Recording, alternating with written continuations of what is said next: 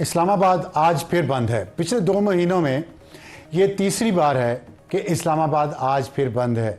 सबसे पहले साबिक सेनेटर मुश्ताक साहब ने डी चौक इस्लामाबाद पे एक धरना दिया जो तकरीबन 2 महीने जारी रहा, और उस धरने का मकसद ये था कि फ़लस्तीन का जो इशू है उस पर वो एहतजाज कर रहे थे और वो पाकिस्तान की हुकूमत से कुछ मुतालबात थे। उस धरने के दौरान एक तेज़ रफ्तार कार ने वहाँ रात को 2 मुजाहिरीन को कुचल कर मार डाला।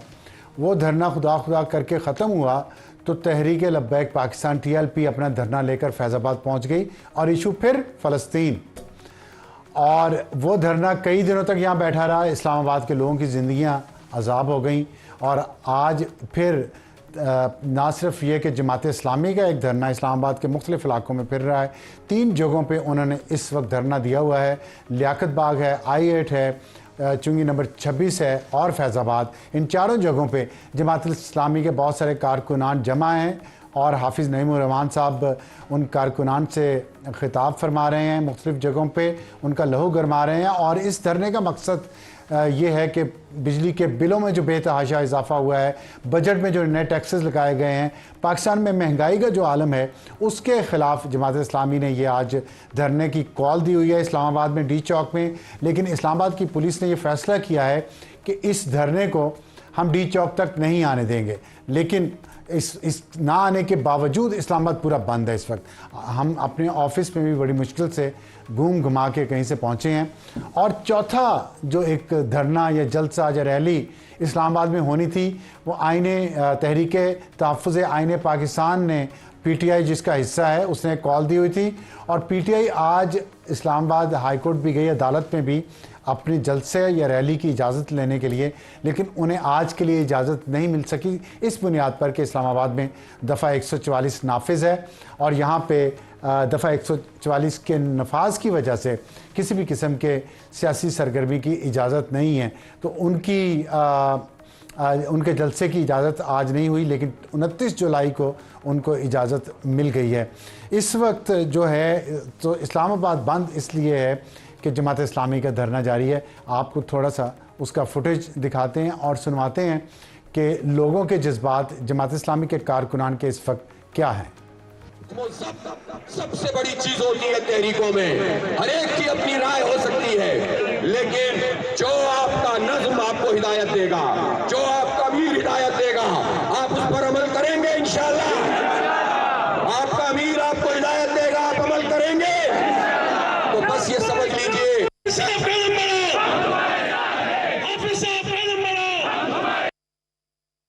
जमात इस्लामी के लोग इस धरने में शामिल होंगे और हमारे मरकजी अमीर जनाब नईमुल हक साहब के शाना बिशाना यहाँ खड़े होंगे।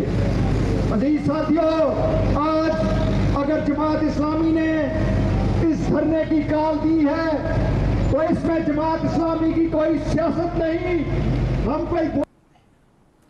आपने सुना हाफिज़ नईमुर-रहमान साहब फरमा रहे हैं कि जो धरने की ये कॉल है इसमें कोई सियासत नहीं है। हम ये लोगों के लिए, आवाम के लिए, उनकी सहूलत के लिए और महंगाई की वजह से उन पे जो बोझ पड़ा हुआ है, हम इस वजह से ये धरना और रैलियां कर रहे हैं। इसका नतीजा क्या निकलता है ये तो कुछ देर बाद ही पता चलेगा। आज शाम तक, रात तक ये सारी स्टोरी डेवलप होती रहेगी। उम्मीद है कि अमन व अमान के साथ ही ये इसका इख्तिताम भी होगा। लेकिन इसके साथ साथ और बहुत सारी हैपनिंग्स आज पाकिस्तान में हो रही हैं। आपने देखा होगा कि पाकिस्तान मुस्लिम लीग नून की ख़वातीन ने एक प्रेस कॉन्फ्रेंस की और वो प्रेस कॉन्फ्रेंस आज इस बात पर थी कि अज़मा कारदार जो वज़ीर इत्तलात पंजाब है, उनके ख़िलाफ़ एक फ़ेक वीडियो बनाकर सोशल मीडिया पर चलाई गई और जिसको डिजिटल दहशतगर्दी का नाम दिया है। और उस पर उन्होंने कहा है कि हम एक सख्त कार्रवाई इसके ख़िलाफ़ करेंगे। इसके अलावा भी हम देख रहे हैं कि जो ख़वातीन एंकर्स हैं उनके ख़िलाफ़ भी एक मनफी प्रोपेगेंडा कैंपेन PTI से वाबस्ता कुछ लोगों ने शुरू की है। तो PTI पे ये काफ़ी ज़्यादा इल्ज़ाम आ रहा है कि इस मुल्क में जो सोशल मीडिया पे कैंपेन्स की जा रही हैं ख़वातीन के ख़िलाफ़, उसमें PTI का सोशल मीडिया बहुत सरगर्म है। लेकिन इसका ये मतलब नहीं कि सिर्फ PTI का सोशल मीडिया ही ख़वातीन पर हमले कर रहा है। पाकिस्तान मुस्लिम लीग नून का और दूसरी कुछ सियासी मजहबी जमातों के सोशल मीडिया का भी ट्रेंड ये रहा है। लेकिन इसके साथ खैबर पख्तूनख्वा में आज अली मीन गंडापुर साहब ने उन्होंने खिताब किया और उन्होंने एक दफ़ा फिर ये कहा है कि हम अपने सूबे में किसी भी किस्म का फ़ौजी ऑपरेशन होने की इजाज़त नहीं देंगे। हालांकि कुछ ही दिन पहले एपेक्स कमेटी का जो इजलास हुआ पेशावर में, उसमें वाज़ेह तौर पर यह अलामिया जारी हुआ था जिसमें यह कहा गया था कि हर किस्म की दहशतगर्दी और हर किस्म की इंतहा पसंदी को के ख़िलाफ़ तमाम लॉ इन्फोर्समेंट एजेंसीज जो हैं वो मिलकर काम करेंगी और सूबे को इन अनासर से पाक करेंगी। लेकिन आज ज़ाहिर हो सकता है कि पब्लिक कंजम्पशन के लिए उन्होंने ये किया हो, क्योंकि जो मीटिंग में तय हुआ था उससे आज उनकी जो पब्लिक पॉस्टिंग है वो मुख्तलिफ है।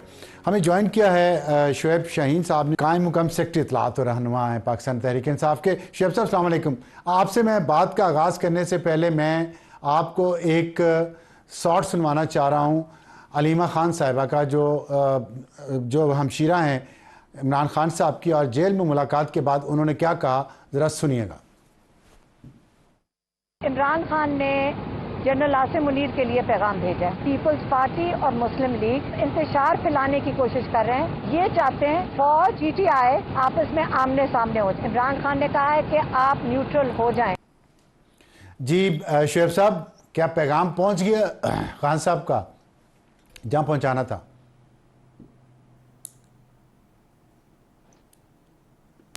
शुएब साहब, आपको मेरी आवाज आ रही है? ये डिफरेंट अंदाज में मुख्तलिफ बात। जी मुझे आपकी आवाज आ रही है। आपको मेरी आवाज आ रही है? जी आ रही है। अफसार आलम साहब, आपको मेरी आवाज आ रही है? देखिए, मेरा ख्याल है कि ये डिफरेंट अंदाज से ये बात कल से चल रही है। उमर अयूब साहब ने परसों से, उमर अयूब साहब का भी पैगाम आया और अलीमा बाजी का भी ये मैसेज था और उन्होंने मीडिया से बात की। तो मेरा ख्याल है कि उन दोनों बातों का मकसद मुद्दा तो एक ही था। ये इस वक्त फ़ौज और पीटीआई मीन्स अवाम इसलिए कि 80 से 85-90% अवाम आज पीटीआई के साथ खड़ी हुई है। इनको लड़ाना चाहते हैं, इनके दरमियान वो माहौल क्रिएट करना चाहते हैं जो नहीं होना चाहिए। ना ये मुल्क के लिए बेहतर है, ना हम सब के लिए बेहतर है, ना ये अवाम के लिए बेहतर है, ना फ़ौज के लिए बेहतर है। आई थिंक ये एक इनक्रक्स अगर आप कह लें तो एक मैसेज था जो एक पैगाम दिया गया। आई थिंक तो आज इस मैसेज के जरिए तो अवाम, आपने कहा अवाम तो पीटीआई है, तो अवाम क्या समझे कि आज आपका बयानिया सुलह का है या लड़ाई का है? एक तरफ आप एहतजाज कर रहे हैं आईने तहरीक तहफ़्फ़ुज़ आईने पाकिस्तान, दूसरी तरफ आप फिर फ़ौज को सियासत में इन्वॉल्व करना चाह रहे हैं। तो किस चीज़ पे यकीन किया जाए? अवाम किस चीज़ पे यकीन करे आज? पहली बात तो यह है कि हमने कभी सियासत में एस्टेब्लिशमेंट की इन्वॉल्वमेंट नहीं चाहते। हमने पहले भी यही पैगाम दिया है और आज भी यही हमारा पैगाम है कि आपने इनको अगर मुसल्लत किया है तो आप ये काम न करें। आज भी हमारा पैगाम उनको वही है और कल भी पैगाम वो था। हमारे साथ बात यह है कि अगर हम किसी का सहारा क्यों मांगेंगे? हमारे पास तो आइन का सहारा है, कानून का सहारा है, अवाम का सहारा है।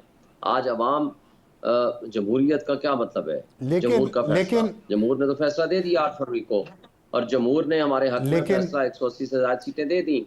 आज जिस अंदाज से हमसे बल्ले का निशान छीना, जिस तरह हमारे कारकुनों को गिरफ्तार किया, हमें नाअहल किया, हाँ, और हमारी मखसूस सीटें रेवड़ियों की तरह बांट दी दूसरी पॉलिटिकल पार्टी, सुप्रीम कोर्ट में हमें रिलीफ दिया।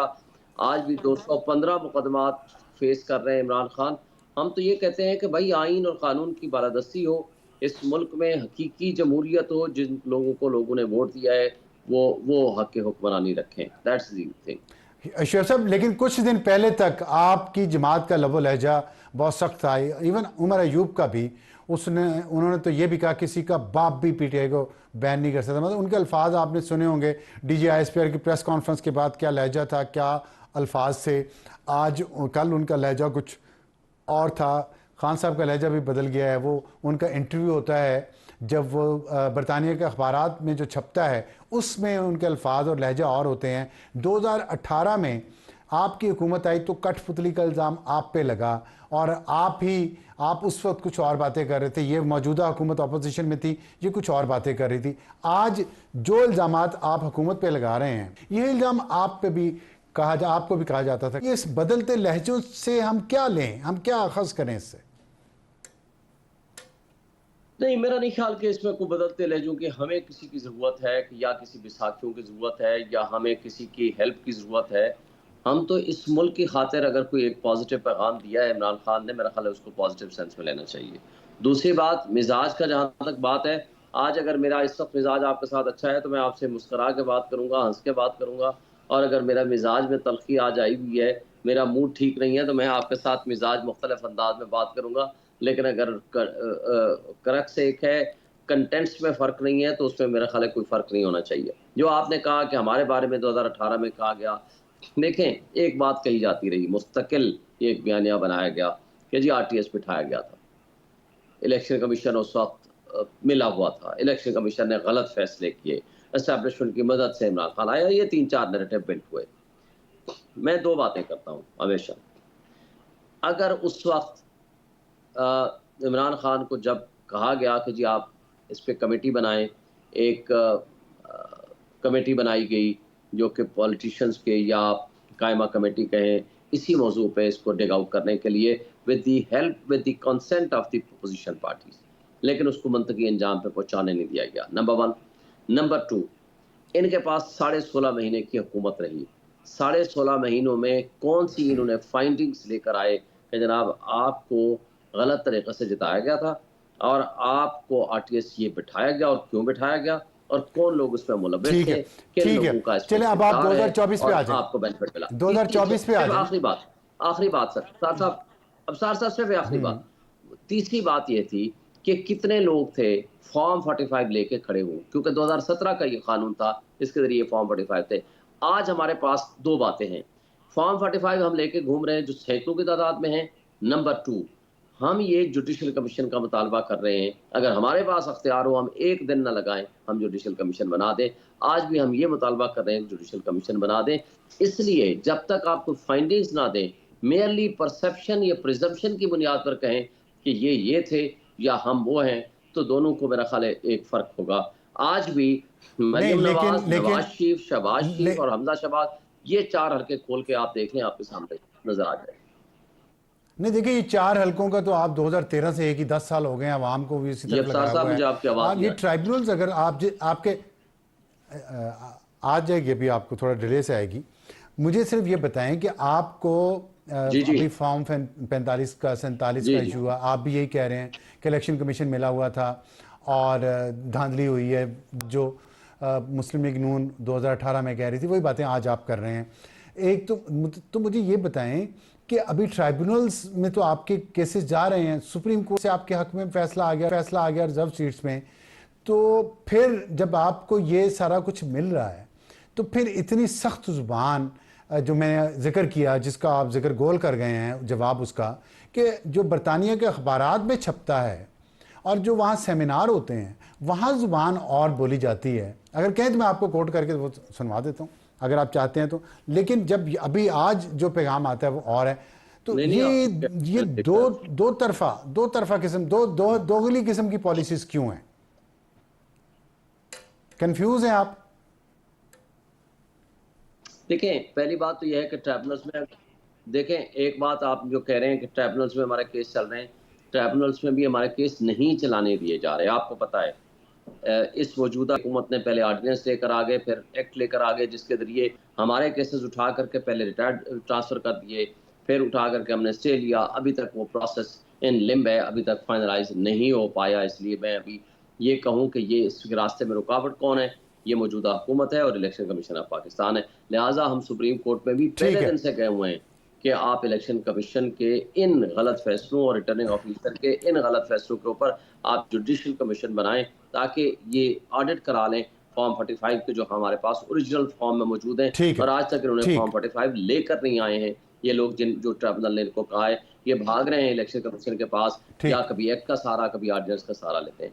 अब आपने जो बात की है, देखें, आप इस वक्त की स्टेटमेंट को आप ओवरऑल इन टोटल कंटेक्स्ट में लें। आपके सामने बन्नू का वाकया है, आपके सामने अज़्म इस्तेहकाम वाली बात कि ऑपरेशन है, नहीं है, पॉलिसी है, क्या है, ये जो भी इबहाम है वो आप सामने रखें। आज जिस अंदाज में हमारे साथ बिहेवियर हो रहा है, जो कुछ हो रहा है, हमने वो खुल के बातें की हैं और एक दफ़ा नहीं, एक से ज़ायद मरतबा की हैं। सुप्रीम कोर्ट ने जब हमारे हक में फैसले दे दिए, इन्होंने क्या किया, अता तारा ने मुझे बताएं किसके कहने पे, सुप्रीम कोर्ट कैबिनेट का डिसीजन नहीं हुआ था, हुकूमत का फैसला तो नहीं था।